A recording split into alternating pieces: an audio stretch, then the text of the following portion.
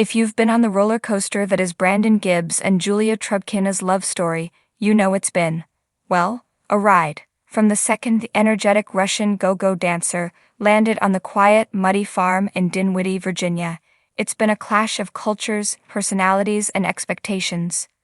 We watched them navigate farm chores or, in Julia's case, passionately refuse them.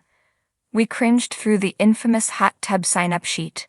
We held our breath as they fought over moving to the city, argued about money, and struggled with the intense, to put it mildly, involvement of Brandon's parents, Ron and Betty. Their entire journey on 90 Day Fiance and Happily Ever After has been defined by one question: can these two actually make it work?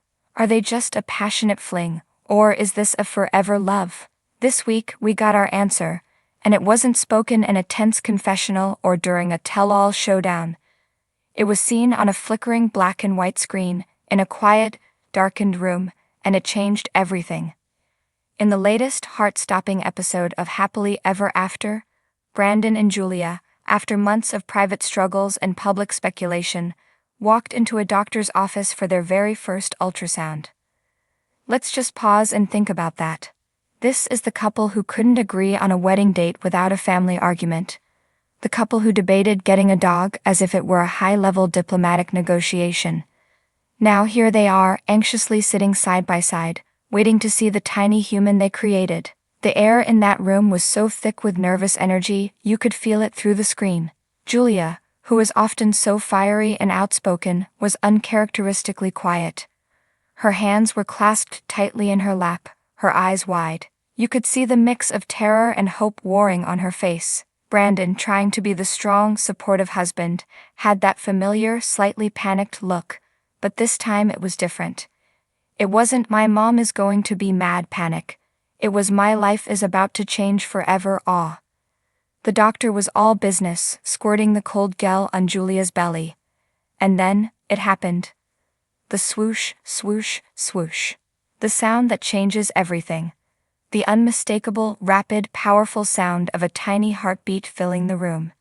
Julia's hands flew to her mouth, and a sound, a sob, a gasp, a laugh, all at once, escaped her. The camera zoomed in on the monitor, and there it was. A tiny, flickering shape, a little bean. A baby. "Oh my God," Julia whispered, the tears instantly streaming down her face. "It's real. Brandon, it's real." And Brandon? Our farm boy, our mama's boy, the one who always seemed caught in the middle? He just stared. His eyes were glued to that screen, and he was completely, utterly speechless.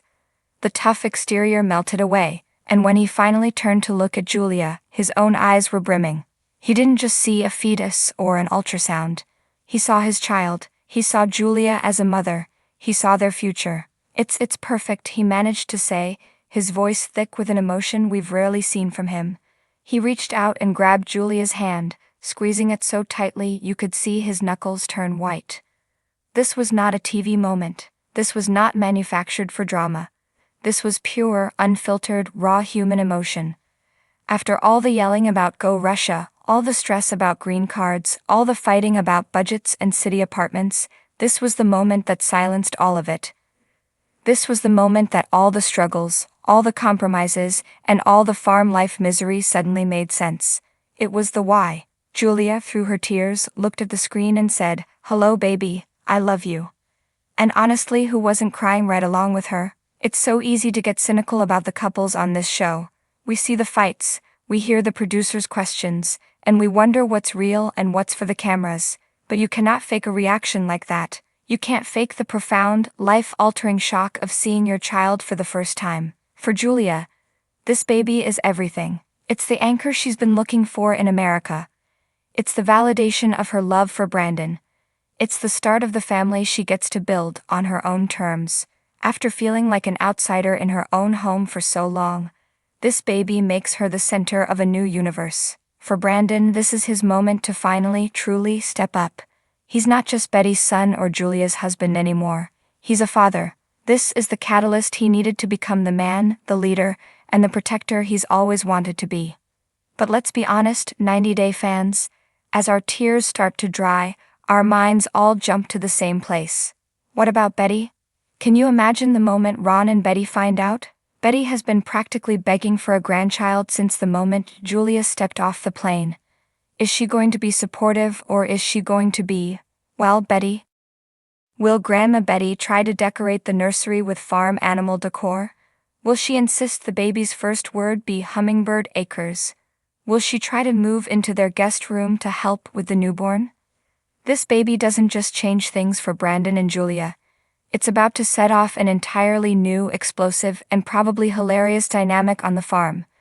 The baby on the farm storyline is coming, and it's going to be epic.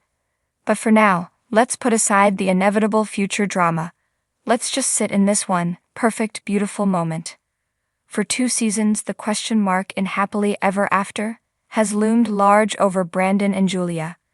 Their happiness always seemed conditional, fragile, and one argument away from collapsing. As they sat in that clinic, hands clasped, tears streaming, staring in shared wonder at that little flickering light on the screen, that question mark finally, beautifully began to fade. This is no longer just a story about a Russian dancer and a Virginia farm boy. This is the story of a family, and it's just getting started.